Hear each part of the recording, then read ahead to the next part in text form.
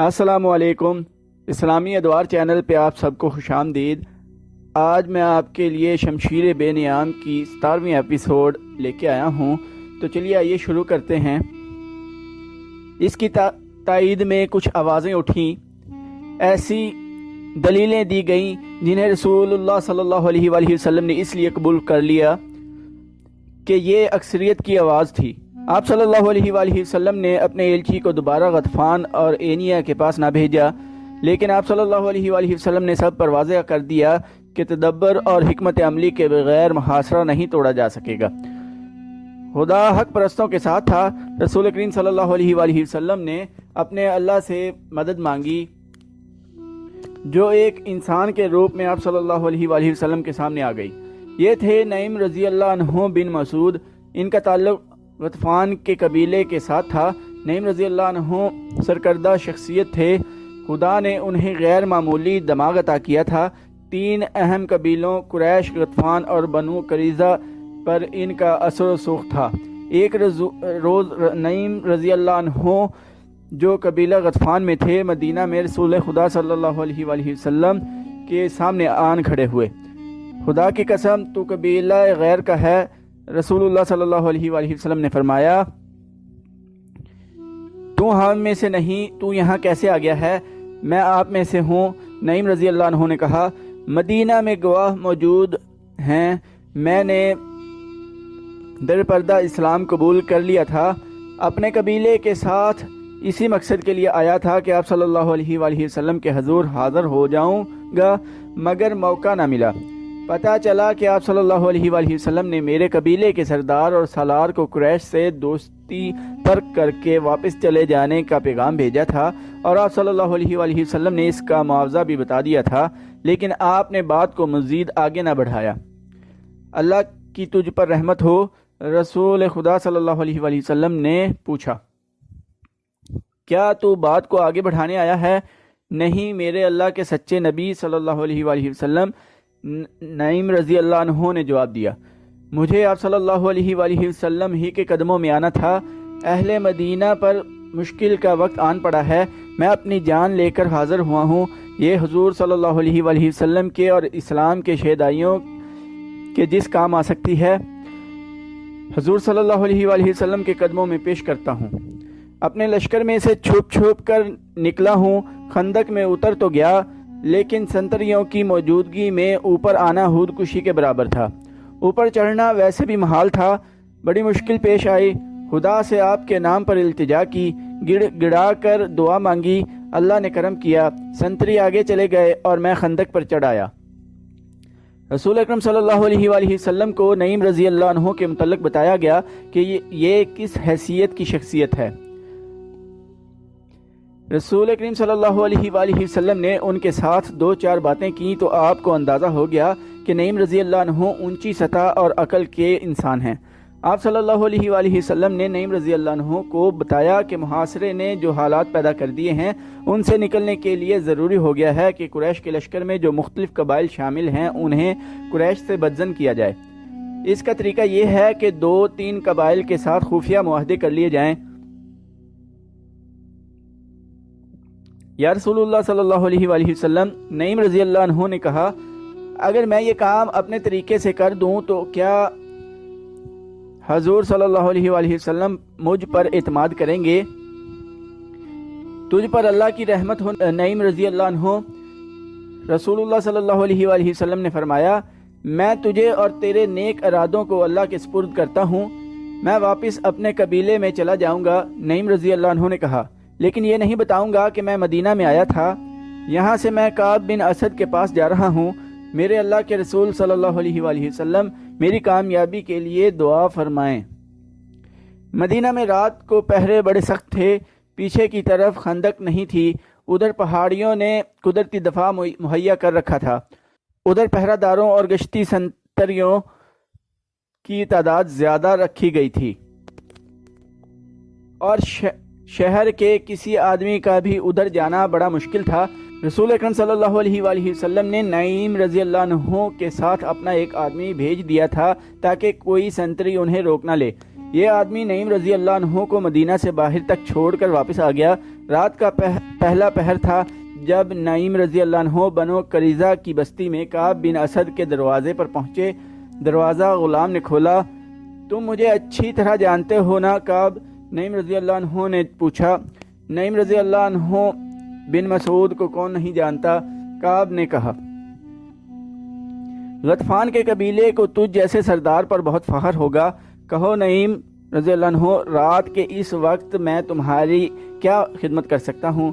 میں نے 10 دنوں کی مہلت مانگی تھی، ابھی تو 6-7 دن گزرے ہیں۔ میں نے مسلمانوں پر شب خون مارنے کے لیے آدمی تیار کر لیے ہیں۔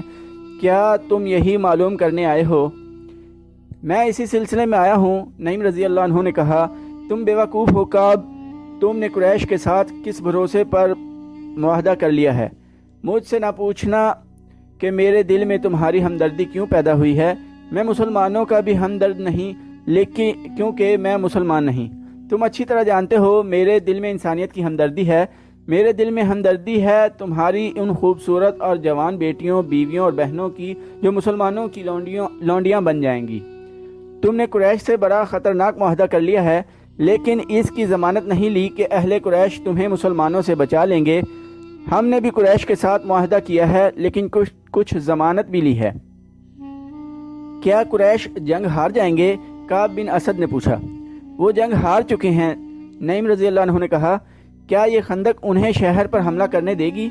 قریش کے لشکر کو بھوک نے بے حال کرنا شروع کر دیا ہے۔ میرا قبیلہ بھوک سے پریشان ہو گیا ہے۔ میں نہیں چاہتا کہ کل تم میرے قبیلے کو بدنام کرو کہ غطفان تمہیں مسلمانوں کے رحم و کرم پر چھوڑ گئے تھے۔ تم مسلمانوں پر حملہ کر کے انہیں اپنا دشمن بنا لو گے اور قریش اور ہم محاصرہ اٹھا کر واپس چلے جائیں گے۔ اپنے دونوں قبیلوں بنو قینقاع اور بنو نذیر کا انجام جو مسلمانوں کے ہاتھوں ہوا تھا وہ تمہیں یاد ہوگا۔ کعب بن اسد پر خاموشی طاری ہو گئی۔ میں جانتا ہوں تم نے قریش سے کتنی اجرت لی ہے، نعیم رضی اللہ عنہ نے کہا، لیکن یہ خزانہ جو تم ان سے لے رہے ہو اور یہ خوبصورت لڑکیاں جو حوی بن اخطب نے تمہارے پاس بھیجی ہیں، یہ سب مسلمانوں کی ملکیت ہو جائے گی اور تمہارا سر تمہارے تن سے جدا ہوگا۔ تو کیا میں قریش سے معاہدہ توڑ دوں؟ کعب نے پوچھا۔ معاہدہ نہ توڑو، نعیم رضی اللہ عنہ نے کہا۔ انہیں ابھی ناراض نہ کرو، لیکن اپنی حفاظت کی ان سے ضمانت لو۔ عرب کے رواج کے مطابق انہیں کہو کہ ان کے اونچے خاندانوں کے کچھ آدمی تمہیں یرغمال کے طور پہ دے دیں۔ اگر انہوں نے اپنے چند ایک معزز اور سرکردہ آدمی دے دیے تو یہ ثبوت ہوگا کہ وہ معاہدے میں مخلص ہیں۔ ہاں نعیم رضی اللہ عنہ، کعب بن اسد نے کہا، میں ان سے یرغمال میں آدمی مانگوں گا۔ نعیم رضی اللہ عنہ بن مسعود رات کے وقت پہاڑیوں میں چلے جا رہے تھے۔ ان کی منزل قریش کے خیمہ گاہ تھی جو کئی میل دور تھی۔ سیدھا راستہ چھوٹا تھا لیکن راستے میں خندق تھی۔ وہ بڑی دور کا چکر کاٹ کر جا رہے تھے۔ وہ گزشتہ رات سے مسلسل چل رہے تھے، مگر چھپ چھپ کر چلنے اور عام سفر میں بہت فرق ہوتا ہے۔ نعیم رضی اللہ عنہ جب ابو سفیان کے پاس پہنچے تو ایک اور رات شروع ہو چکی تھی۔ اس وقت ان کی ہڈیاں بھی دکھ رہی تھیں اور ان کی زبان سوکھ گئی تھی۔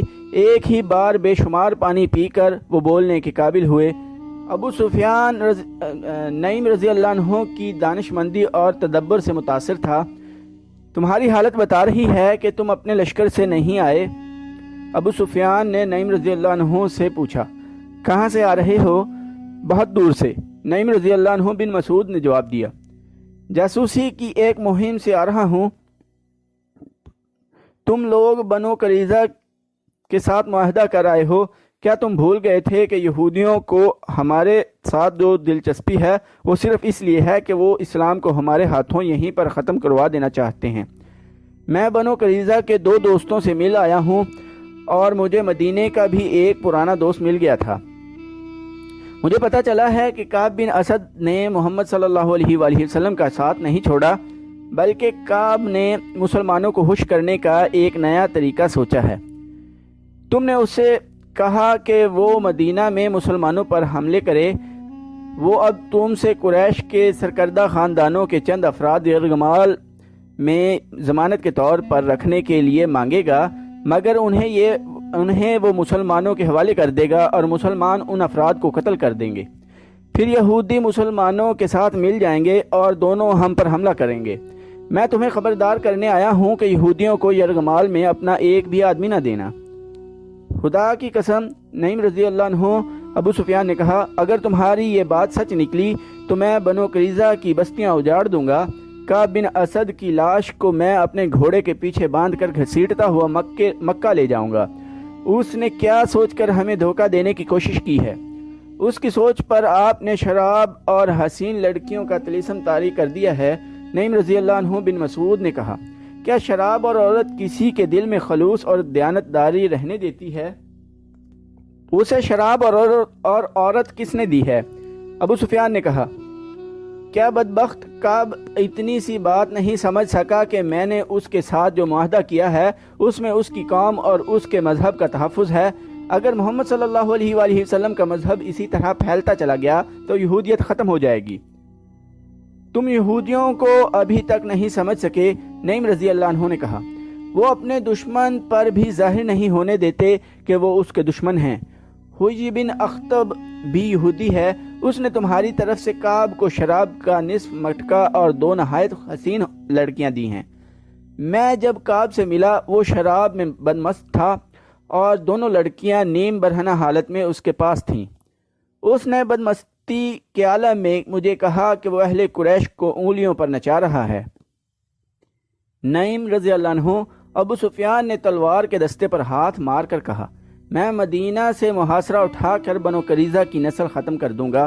اس کی یہ جرت کہ قبیلہ قریش کے سرکردہ چند افراد کو ضمانت کے طور پر یرغمال بنا کر رکھنا چاہتا ہے۔